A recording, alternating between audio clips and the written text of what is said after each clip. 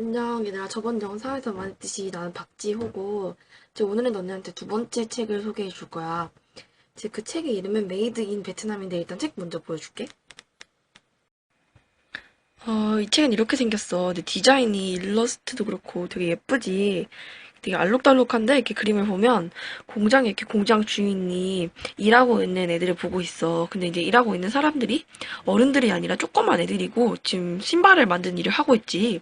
이제 신발 공장에서 일을 하고 있는 거야. 사실 이 책이 이렇게 디자인만 봐서는 되게 예쁘고 알록달록한데 이게 사실 굉장히 어렵고 무거운 주제를 가지고 있는 책이야. 이제 그것에 대해서 내가 잠깐만 얘기를 해줄게. 자, 그래. 그래서 이 책 제목에 대해서 먼저 얘기를 해보자. 책 제목에 보면 Made in 베트남이잖아. 이게 어떤 의미를 가지고 있을까? 얘들아, 너네 신발이나 어떤 상품을 사면 거기 이렇게 상표가 달려있잖아. 되게 상표 보면 뭐라 뭐라 써있지. 근데 여기 써있는 것 중에 made in 어디? 이렇게 어떤 나라에서 이 상품이 만들어졌는지를 얘기해주는 게 있을 거야. 근데 이렇게 made in 베트남이라는 뜻은 베트남에서 이 상품이 만들어졌어요 하는 내용인데, 이제 이 상품을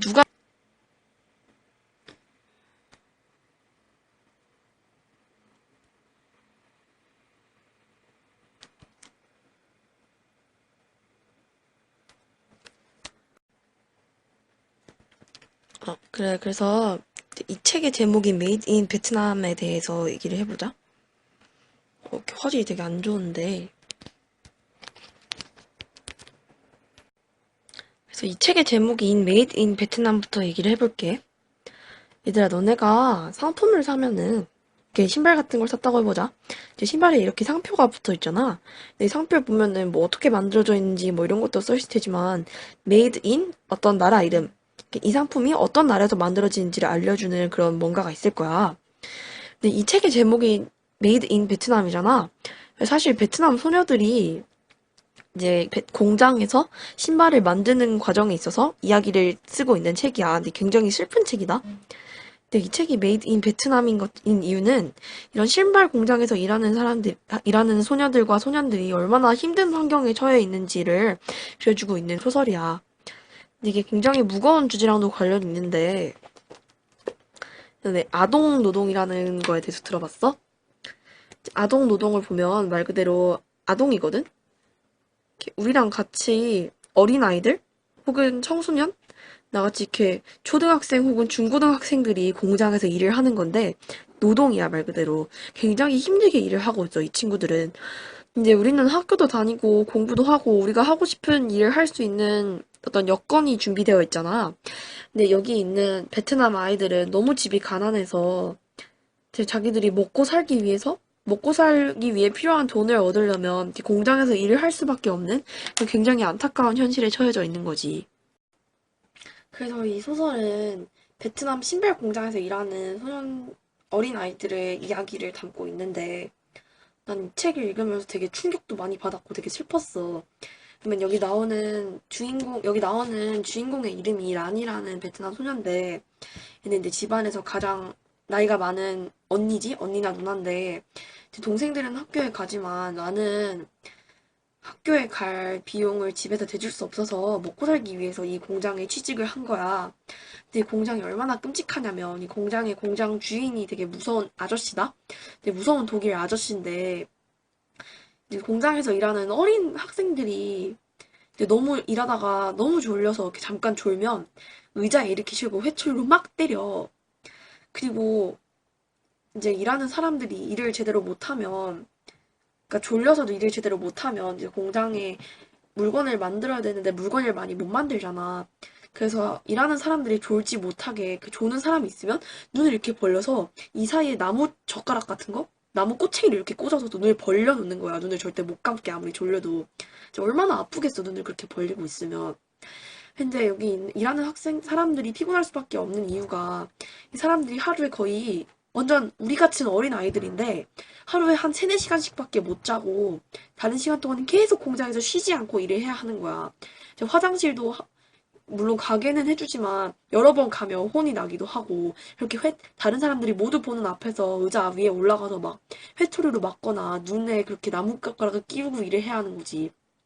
그럼 얼마나 슬프겠어. 그래서 여기 이 책에 나오는 주인공들은 공장에서 일을 하고 있는데 너무 삶이 고통스럽지만 돈을 벌어야 하기 때문에 여기서 계속 일할 수밖에 없는 거야.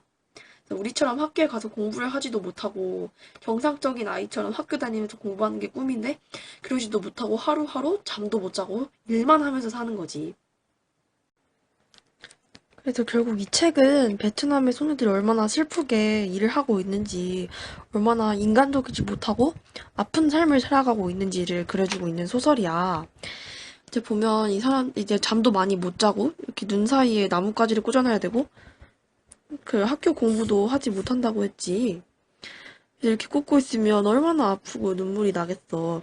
결국 이렇게 아동 노동에 시달리고 있는 아이들은 너무나 슬픈 삶을 살고 있는데 이걸 그만둘 수가 없는 거지. 집에 돈이 없으니까. 이렇게 슬픈 삶을 살아가고 있는 거야. 그래서 사실 여기 있는 아이들이 만드는 것이 신발 공장에 취직을 하고 있어. 그 되게 조급 비싼 브랜드의 신발을 직접 손으로 만드는 공장에서 일을 하고 있는 거야. 내가 아까 말했던 되게 공장에서 감독하는 사람이 굉장히 무섭다고 했지. 근데 이제 이 공장의 사실 주인과 이 브랜드의 주인은 독일 사람인데 이 독일 사람 공장 주인의 브랜드 주인의 가족들이 이 공장을 방문하게 된다? 이제 이 공장 브랜드 주인의 딸이 비케라는 독일 아이가 있어. 근데 이 아이가 이렇게 자기랑 똑같은 나이의 베트남 소녀들이 이렇게 잠도 못 자고 눈에 나뭇가지 끼우고 공부도 못 하면서 슬프고 살아가고 있다는 것을 본 거지. 그래서 이 소녀도 이제 이 책을 읽은 사람들과 같이 똑같은 충격을 받고 여기에 있는 베트남 소녀들이 이렇게 힘든 삶을 살아가선 안 되겠다라고 생각을 하고 베트남에 있는 감독관이지. 감독관에 되게 혼을 내고 결국에는 이 소녀들이 이제 공부도 할 게 되고 더 좋은 삶을 살아가게 돼. 이 소설을 쓴 사람이 인터뷰한 내용을 보면은 이제 이렇게 슬프게 일하고 있는 아동 노동의 현실을 이제 우리 같이 어린 아이들도 알게 됐음을 바랬고 이렇게 슬픈 일이 일어나지 않도록 어떤 노력이 필요하다는 그런 메시지를 전달하기 위해서 이런 책을 쓰게 되었다고 해.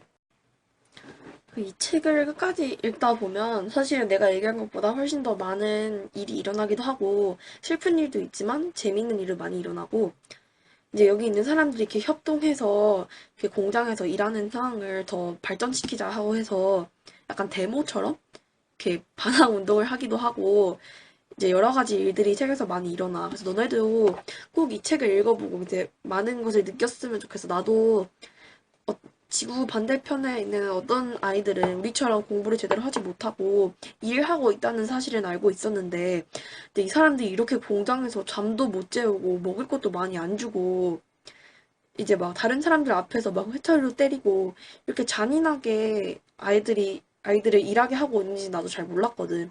근데 이 책을 읽다 보면은 이 아이들이 불쌍하게 느껴지기도 하고 이런 아동 노동이 이제 더 이상 계속되면 안 된다는 생각도 갖게 될 거야. 이제 이 책을 읽다 보면 더 많은 것을 느낄 수 있다고 생각해. 그러니까 너희도 꼭 이 책을 읽어보기를 바래.